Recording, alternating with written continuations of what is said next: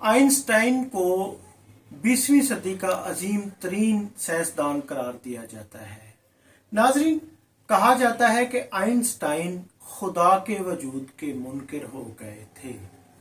हालांकि आइंस्टाइन एक मजहबी यहूदी घराने में पैदा हुए, जिनका बचपन सारा मजहबी घराने में ही गुजरा, और फिर उन्होंने यानी कि ईसाइयों के स्कूल में यानी क्रिश्चियन स्कूल में तालीम हासिल की, और फिर उसके बाद नाजरीन जब वो 50 साल की उम्र तक पहुंचे, यानी जब उनका शोहरा पूरी दुनिया में फैल गया था, तो उस वक्त नाजरीन वो खुदा के वजूद से मुनकिर हो गए।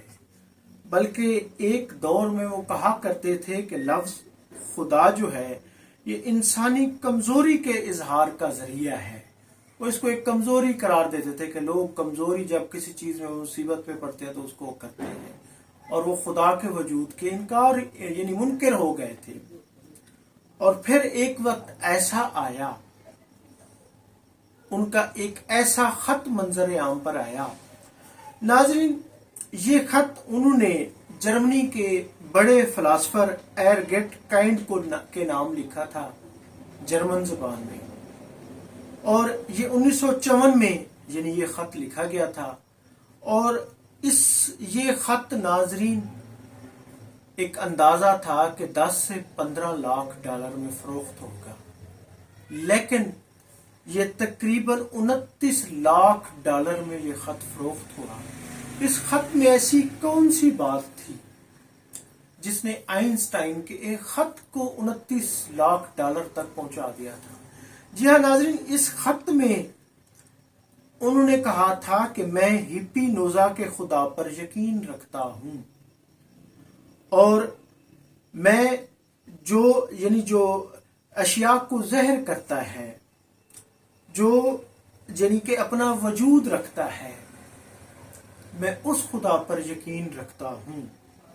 यानी कभी तो ये तासुर मिलता था कि आइंस्टाइन एक दहरिया है, उसका खुदा के वजूद पर कोई वो नहीं है, यानी वो यकीन नहीं रखता। और कभी यह है कि उनकी जिंदगी के जो तगय्युरात हैं कि वो खुदा पर यकीन रखता है, जो यानी कि एक इंसानों के जो एक वजूद रखता है, जो अशिया को यानी कि जो जहरी अशिया को पैदा करने वाला है, उस पर आइंस्टाइन का ईमान था।